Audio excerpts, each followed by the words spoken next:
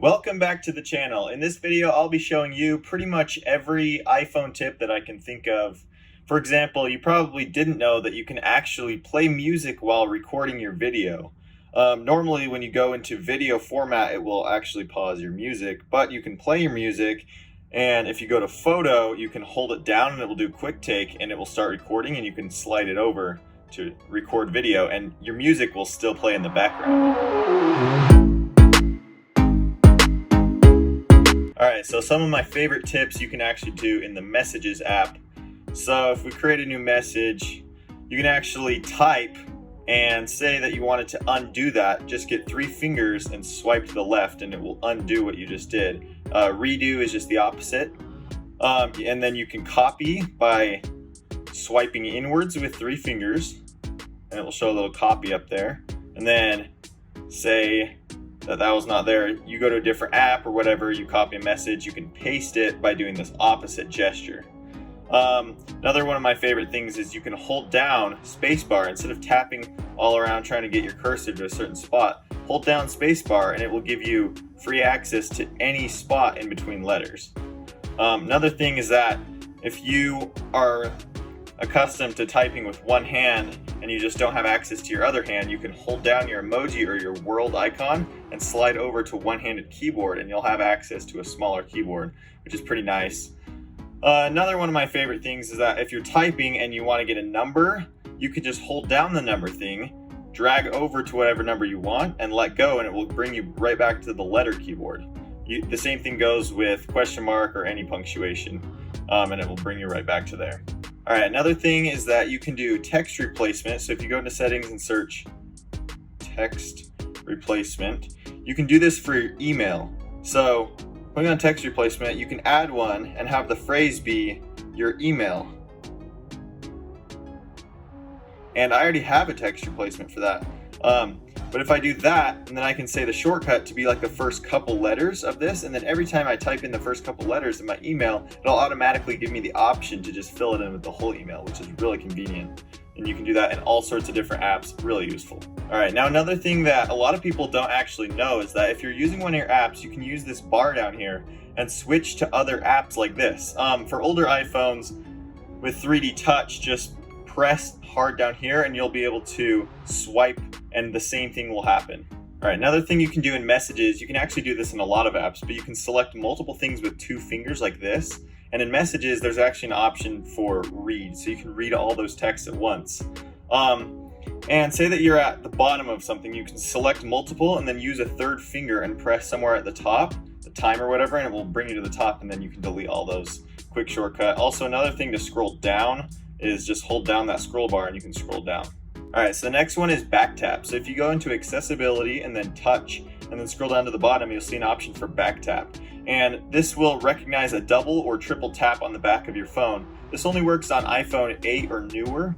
But if you do like double tap, there's so many options. You can do all of these different things. You can also do accessibility shortcuts. Really useful, both for double and triple tap. Alright, this next one is kind of interesting, but if you're in your calculator app and you're typing something and you mess up, you can actually swipe either direction. It will erase, so it's like a backspace, since there's no option for that on the regular keypad. And I actually use this for just a magic tricks. So I show them a bunch of 8s and then I swipe and one of them disappears. Kind of cool. Alright, so the next one's in our calendar app. So if you have an event, you don't actually have to tap it and edit it to change the time. You can just drag it around like this and it will actually give you an option for like 15, 30, 45, so you can get a more precise time. Alright, this next one is new as of iOS 15, but you can actually blur your FaceTime background by pressing this icon down here and it will blur everything around your face. And you can also go into Control Center and press on mic and you can do voice isolation, and this will block out any background noise that you may be having in the background. Now, a lot of people don't actually know this, but you don't have to hold down an app and say edit home screen. You can just drag it around like this. And you can also tap on multiple app icons to put them in the same sort of folder, and then you can drag these all to a different screen, which is really useful. Another thing you can do is press on these dots right here and it'll give you all the full pages that you can edit. By the way, if you're enjoying the video, I really encourage you to subscribe to the channel, as it's not only free, but it also benefits both you and I. All right, so the next one is in photos. So say that you wanted to hide a certain photo, you can click share and then say hide. And if you go into your albums, you can see an option for hidden photos. And a lot of people actually know about this hidden album. So there's a way you can do this by going to settings and then go to photos and turn off hidden album, and it will actually hide this hidden album and you won't be able to see it. And then if you wanted to find those hidden photos, just turn on hidden album again and there's that hidden album. All right, if you're one of those people that likes to close all your apps when you're done with them, there's a pretty useful trick to help you close it more efficiently. So you can actually use multiple fingers to close multiple apps at the same time like that, and it will close it. You can do this for all your apps and it's way more efficient. Did you know that when you take a screenshot, you don't actually have to press on the screenshot to share it? You can just press and hold and it will give you the share option right here, which is really convenient. All right, here's another pretty cool one. If you go to your Apple Music app, you can actually press and hold on lyrics and you can share them with anyone you want. All right, this next one is pretty cool. So if you're listening to some music and then you want to go to bed, but you want the music to stop after a certain time period, you can go to your clock and you can set a timer and you can say when timer ends. And if you go to the bottom, you can say stop playing. And this will stop your music, your podcasts after the timer. And it will also lock your phone. So if you're giving your phone to a child, you can set this for like 10 minutes and then it will lock your phone when the timer ends.